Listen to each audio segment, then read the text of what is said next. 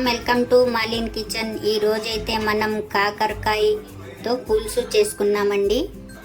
ఈ పులుసు అయితే మనకు అన్నంలోకి చాలా బాగుంటుందండి. షుగర్ ఉన్న వాళ్ళు ఇలా మనం డైలీ తింటే చాలా చాలా మేలు అవుతాయండి. ఒంటికి చాలా మంచిది. పిల్లలు కూడా ఇలాగ అలవాటు చేయొచ్చు. బెల్లం వేసాం కాబట్టి చేదు ఉండదండి.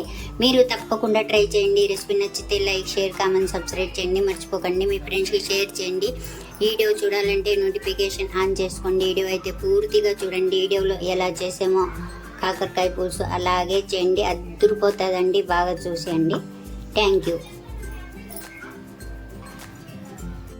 1/2 కిలో కాకరకాయలు తీసుకున్నానండి. నేను తీసుకొని శుభ్రంగా కడిగానండి. కడిగి మనం ఇప్పుడు కట్ చేసుకుందాం.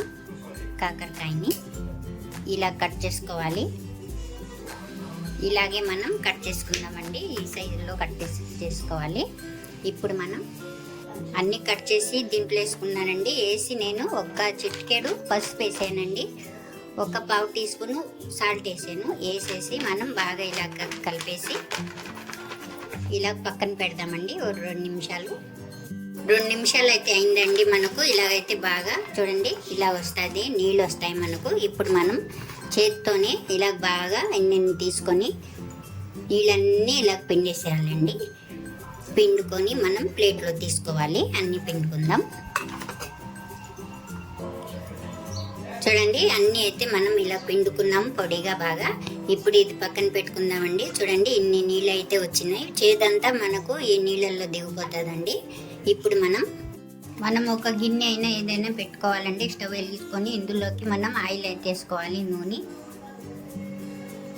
4 స్పూన్లు వేసుకున్నానండి. బాగా నూనె ఏడెక్కిన తర్వాత మనం 1/2 టీ స్పూన్ ఆవాలు వేసుకోవాలి. అలాగే చిటికెడు మెంతులు వేసుకోవాలి. అలాగే 1/2 టీ స్పూన్ జీలకర్ర వేసుకోవాలి. బాగా ఎడెక్కిన తర్వాత మనకు ఈ పోపు సామానం. ఇప్పుడు ఇందులో చూడండి ఒక పచ్చిమిర్చి అయితే కట్ చేసుకొని వేసుకుంటున్నాను. అలాగే ఒక ఉల్లిపాయ అండి, పెద్ద సైజు ఉల్లిపాయ కట్ చేసుకున్నానండి నేను సన్నగా. ఈ కూడా ఇందులో వేసేసుకుందాం. ఇలా బాగా వేయించుకోవాలి ఉల్లిపాయలు.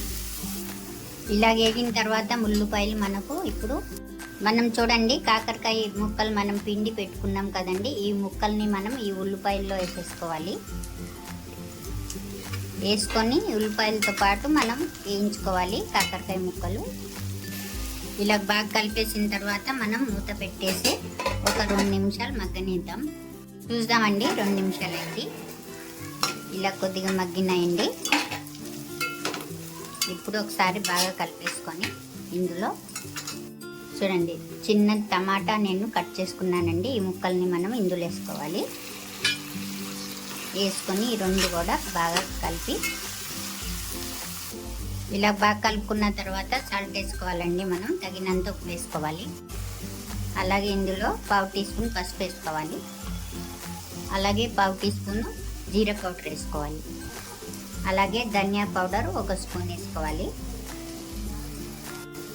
అలాగే పచ్చి కరివేపాకు అండి, బాగుంటుందండి వేసుకుంటే. మనం బాగా కలుపుకొని మగ్గనియాలి.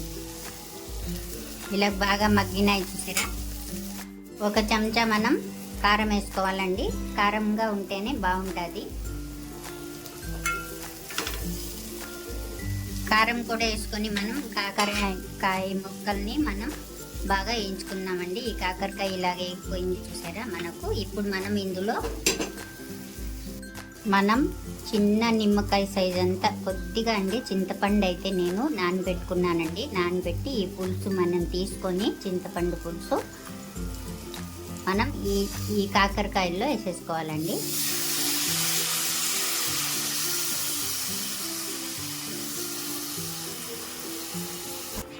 ఇలాగ మనం చింతపండు పులుసు వేసుకున్నాం చూడండి. ఇలాగైతే వేసుకోవాలి.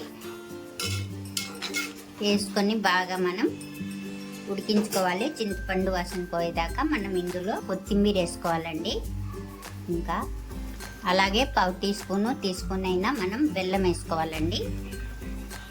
బెల్లం వేసుకొని ఒకసారి బాగా కలిపేసుకొని మనం ఉడికించుకుందామండి. చింతపండు వాసన పోవాలి కదా.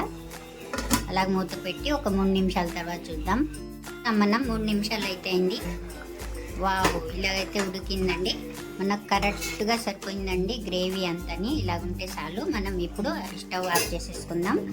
కొద్దిగా కొత్తిమీర అయితే వేసుకుందాం మనం.